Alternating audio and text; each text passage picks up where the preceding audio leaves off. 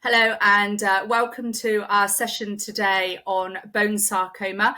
We're hoping that this session will be really useful for anybody who has recently been diagnosed with a bone sarcoma or their family and friends. My name is Helen and I'm a sarcoma specialist nurse by background, and I work at Sarcoma UK as part of the Sarcoma UK support line. And with me today I have Dr. Zoe Davison, who is Head of Research, Information and Support at the Bone Cancer Research Trust. Zoe, thank you for joining us. Absolute pleasure. Thank you for inviting me. That's great, thank you. So I guess really one of the key things is to discuss exactly what a bone sarcoma is. We know there are many different types and can affect any age and any bone and any person really. So Zoe, would you like to just kick off on something short about what bone sarcoma is? Yeah, so bone sarcoma, or you might hear it referred to as primary bone cancer, it's a type of cancer that starts in the cells of the bone. And as you said, it can happen in any bone of the body, although it does seem to have a bigger incidence in the limbs. So in the lower limbs, the legs, and the upper limbs and the arms, where it has the biggest incidence. There are 7 types of malignant bone tumours. So osteosarcoma and Ewing sarcoma are the most common in young people, and chondrosarcoma and chordoma are the most common in adults. So that's a kind of whistle-stop tour of bone sarcomas. That's great. Thanks, Zoe. And we know that roughly it affects about 600 people in the UK each year, and about 160 or 170 of those are young people and children. And so it's really important that because the numbers are low, we get a correct diagnosis for these people. And I guess one of the things that we're always talking to people about on the support line is the importance of the specialist teams and the MDTs. Why is it so important that we get people to those? And for some, that does mean a considerable travel distance, unfortunately. It does, absolutely. So I think we both hear the stories, don't we, that the patients spend a long time trying to get a diagnosis, but things tend to move very quickly after they've got a diagnosis and when they get to the specialist teams. So a number of years ago now, sarcoma services were centralised. So bone sarcomas and sarcomas more widely are really complicated to treat. They often need chemotherapy, surgery, and in some cases radiotherapy. And healthcare professionals need a high level of expertise and specialism to manage the treatment and the care of those patients. And because of the rarity, it means that if those services were spread around every hospital, the healthcare professionals wouldn't see enough patients to keep their expertise and their skills levels high enough. So the services are centralised, and there are 5 surgical centres in the UK that deal with bone sarcomas. And so to get a diagnosis and to have surgeries, patients have to travel to one of these, often a long way. But it means that their care and their treatment is done by the experts and the specialists, and that really has improved outcomes for patients considerably. Absolutely. And you're absolutely right. So we know that by getting people just in the door of a specialist centre, we can improve their outcome for up to 20% sometimes. So it is really important, isn't it? Absolutely. It's really, really important. And because people sometimes do have to travel, especially with the younger people that have the longer treatments, the chemotherapies and everything that can take months on end, it means sometimes that those people are away from home. And I think it's really important that we can emphasize why that needs to happen, because they do need to be cared for by the specialist teams. Yes, absolutely. It's really important that they do come to those specialist centres. It's really tough. but they often have a combination of chemotherapies, 4 or 5 different ones sometimes, combined with radiotherapy sometimes. And it does take a real level of skill to be able to deliver that combination of chemotherapy at high doses, and to be able to manage some of the kind of side effects that come with that, and care for the patients holistically. So it's really important for them to come to those specialist centres. It does mean long stays in hospital usually, unfortunately, and lots of time away from school, from family and loved ones. And we know that it can be such a socially isolating time for youngsters, can be really, really tough. There are lots of support. There's lots of support out there to help the youngsters, which we can talk about.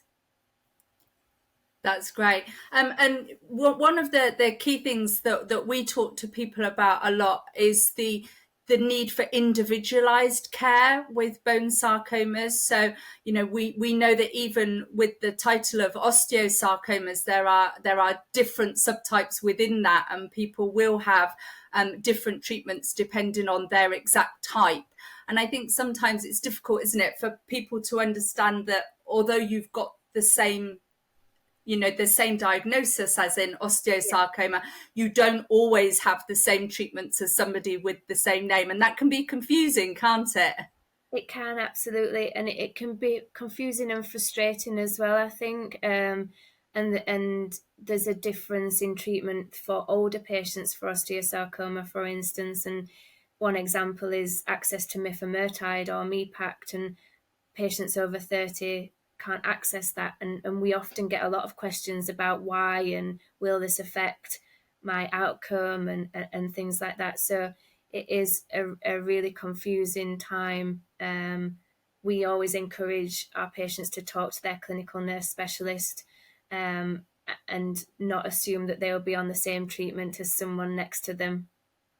Absolutely. And you mentioned the clinical nurse specialists. They really do have a kind of a key role, don't they, in keeping everything together, and being a key kind of contact really between the patients' families and the clinical teams. Absolutely, yes. We always make sure that patients that come to us have access to a clinical nurse specialist, because they are a real source of support. And not just for the patient, it's for the wider family as well, because you probably have this, that families tend to be focused on the patient, and can neglect their own well-being. And a clinical nurse specialist is there for them to lean on as well. Absolutely. And I think, if there's anybody that's watching this that thinks, oh, I haven't got a clinical nurse specialist, then we would really urge you to speak to your clinical team, because there will be one, or even more than one in certain places. So they'll be able to give you their contact details. Absolutely, yes. Another great support for our younger patients, anyone under 25, is the Young Lives versus Cancer support worker. Our patients have given really nice feedback on the support that they've had, and their families have had from those support workers. So again, I would really encourage people 25 and under to seek those out. Absolutely, great. Thanks, Zoe. And with the patients that do need the chemotherapy, and time away from school, there are charities that can help with those. So Brighter Futures UK is one that we point people towards as well, who can really help with school and college, and giving people tutors really to help them through, because they do miss a lot of school and college sometimes, don't they? They do, yes. And there are organisations that you can, and we've had one patient that we work with, and he had a robot. And so he was in hospital on his hospital bed, and his robot went into his lessons. And so it was like he was actually there. Um, so there are amazing resources that are available to patients. So they can either contact us or Sarcoma UK, and we can point them to the right types of organisations, and get the support they need. And so, Zoe, we know that, for some people, travel just to the specialist centres and everything else that's included that comes along with a bone cancer diagnosis costs money. And obviously, that's not a lot that everybody's got these days. And so there are kind of financial help out there, isn't there? So we at Sarcoma UK are linked with the Charlie Ashton Foundation, where people can get financial aid for things like travel. And you guys offer that as well, don't you? Yeah, absolutely. So we recognise that the financial implications of a bone cancer diagnosis were significant for families, whether it was the parent or a child that was diagnosed. Often parents have to cut down hours at work or stop working altogether. So we launched our financial assistance grants that are available to every newly diagnosed patients, and also our travel assistance grants. So these are available for patients that have to travel to proton beam therapy and also to access clinical trials. Um, so we also try to signpost as well, because there are benefits that patients can be eligible for, such as council tax rebate, and universal credit. So we tend to signpost them to their support worker or to Macmillan on those instances, to make sure that, because it's a minefield really, knowing what patients are eligible for. And it's best to sit down with someone who knows what they're talking about, and help, and they can help the patients with all the forms that they need to complete. I think you're absolutely right. And we often signpost to Macmillan as well, because they've got their specialist finance advisors that, like you say, know exactly what people can access. That's great. And another source of support, Zoe, is obviously the support groups. We at Sarcoma UK have a number of local support groups that we can put people in contact with. And you guys over at BCRT have your amazing online support groups as well, don't you, for the Yeah. sites, for the specific subtypes of bone sarcoma? Yeah, absolutely. So we offer two types really. So we do a virtual cuppa every week. So that's done over Zoom. And then we have our Facebook digital groups, which are the kind of site specific, or primary bone cancer type specific. And they have been a huge kind of support for patients newly diagnosed, and people that have gone through the journey already offer advice and tips. And I think peer-to-peer support in bone sarcoma is really, really tricky because it's so rare. You often are not with someone with the same type of primary bone cancer when you're being treated, and so getting that support. That's why we've gone virtual, to get over the geographical barriers. And we also signpost to your face-to-face meetings as well. That's great, and we've also got the new bone peer to support service Yeah. that Andrew Sutton runs. So we can link people to that, so people can get in contact with either us at Sarcoma UK or BCRT, and we'd be able to point you in that direction. And I think you're absolutely right, Zoe. Peer to peer support can be really tricky to get, people with the same subtypes and the people that are really going to have the same experiences together. And I think although COVID has a lot to answer for, it's actually made us do things in a slightly different way that has made it probably easier for people to get together than would have done previously. And I think as we've mentioned earlier, with the people that need to travel to their specialist centres, some of the local support groups would be less easy to access if they weren't online. So the fact that we're all doing things like this now is a real bonus, I think. It is, absolutely, yes. Our virtual cuppa, that came out of COVID, and we've actually not dropped it because it's proved useful outside of the COVID kind of era as well. That's great. And, obviously one of the key things that we also get asked a lot is about information. And I know that although Google is a wonderful thing that we all use day in, day out, when it comes to the kind of rarer health conditions, it can be really quite scary for people. Yes, And we're often trying to move people kind of away from the Google searching and being in contact with the likes of ourselves and you guys at BCRT. Do you get a lot of that as well, Zoe, coming through to you? absolutely. We often get people that have already done a Google search and are completely overwhelmed by the results that they get. It's impossible really for patients to Google and find out anything related to their specific cases. I'm guessing it's the same with you at Sarcoma UK. We're working with healthcare professionals to encourage them, uh, right from primary care to the specialist centres, to give out the right information and to give out both charities information to discourage patients from going to Dr. Google.